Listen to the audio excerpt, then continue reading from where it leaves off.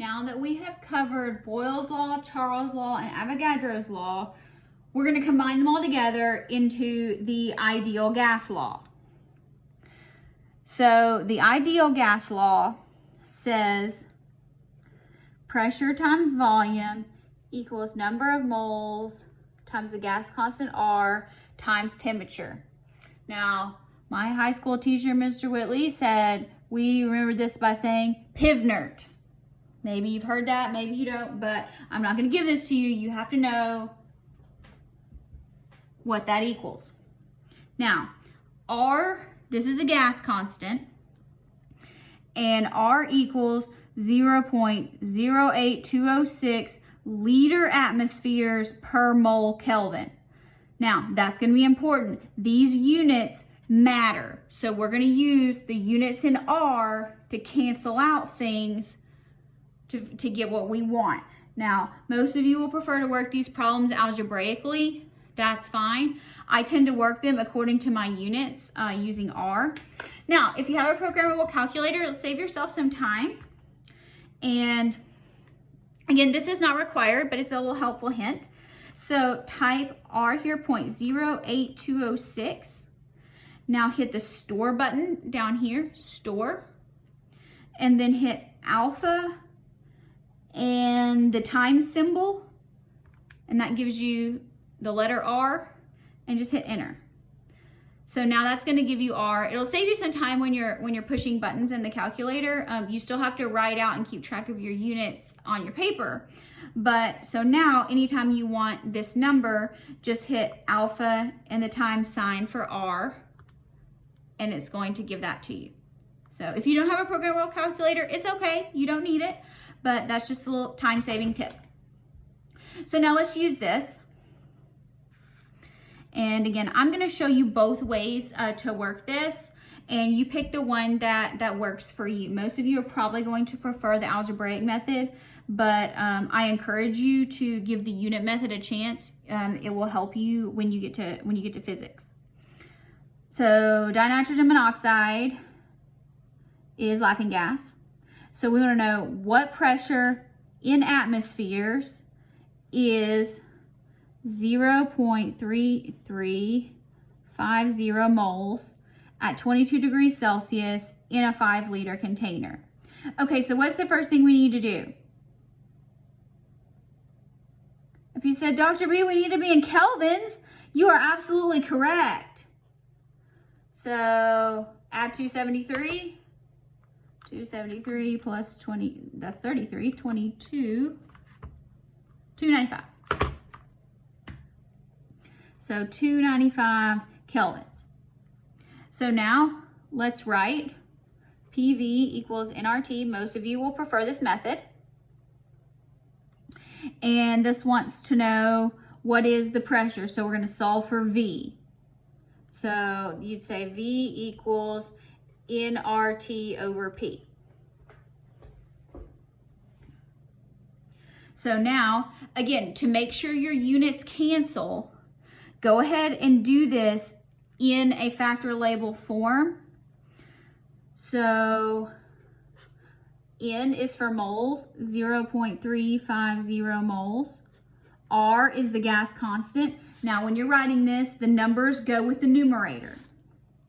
So 0.08206 liter atmospheres per mole Kelvin.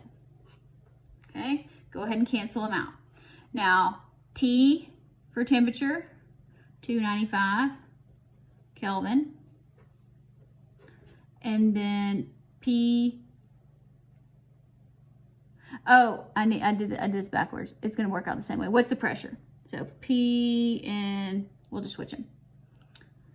And 5 liters. Now, the way that I do this is I always start at, here, it's gonna work out. 0.35, nope.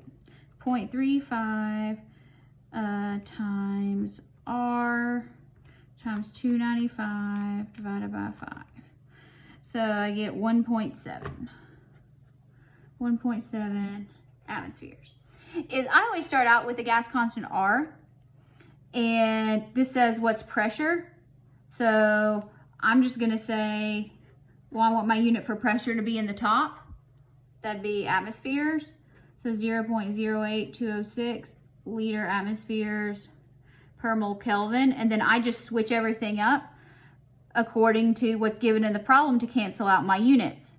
So moles needs to go on the top, 0.350 moles.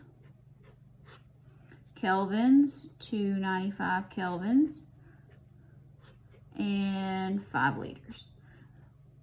Gonna come out the exact same way, 1.7 atmospheres. So I do mine just according to the units. Most of you will prefer to do it with algebra. Either way, you need to make sure all your units cancel. Let's try this one.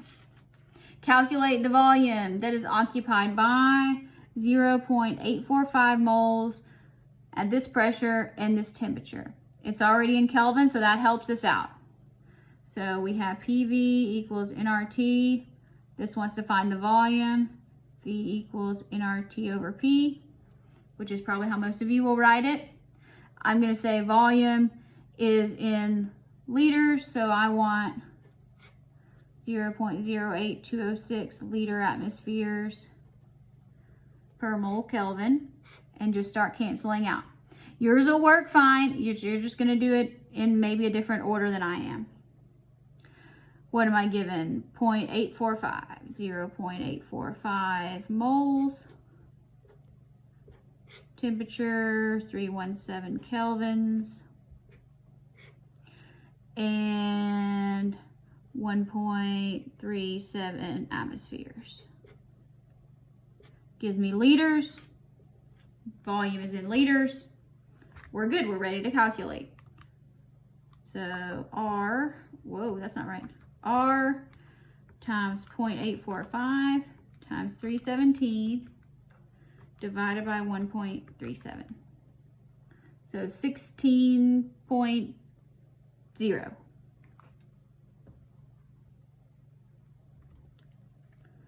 16.0 liters. Now let's do one more. A piece of dry ice has a mass of 28.8 grams. It goes into a large balloon. We don't lose any. What's the volume if we are at 22 degrees Celsius and 742 millimeters of mercury? All right, we gotta do some work first. What should we do first? We need to be in kelvins, you're right. 295. What else do we need to do? This needs to be in moles. Yep, that's right. What about this one? That's gonna need to be in atmospheres. Okay, so here you have PV equals nRT. What volume? V equals nRT over P. All right, now,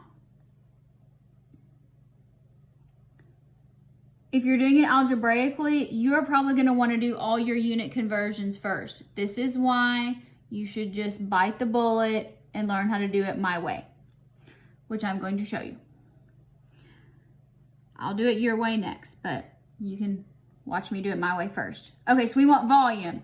Volume means I want liters in the top, 0.08206 liter atmospheres per mole Kelvin. Start canceling. All right, kelvins, I can cancel that, 295 kelvins. All right, now, can I cancel moles? Well, I can. 1 mole, but I'm given grams. So we need a molar mass. Molar mass of carbon dioxide is 12.01 plus 2 times 16. Use your periodic table. If you don't know, there's 44.01. Am I given grams? Yes. 28.8 grams. There we go. Units are gone.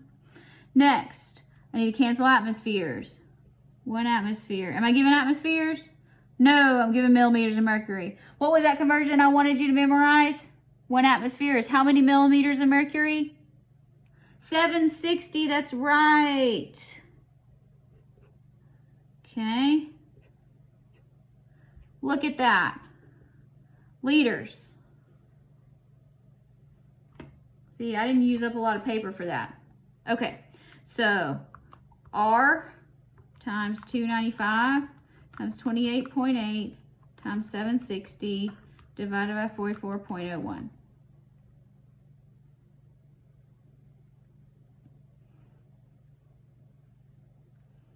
Did I get that right?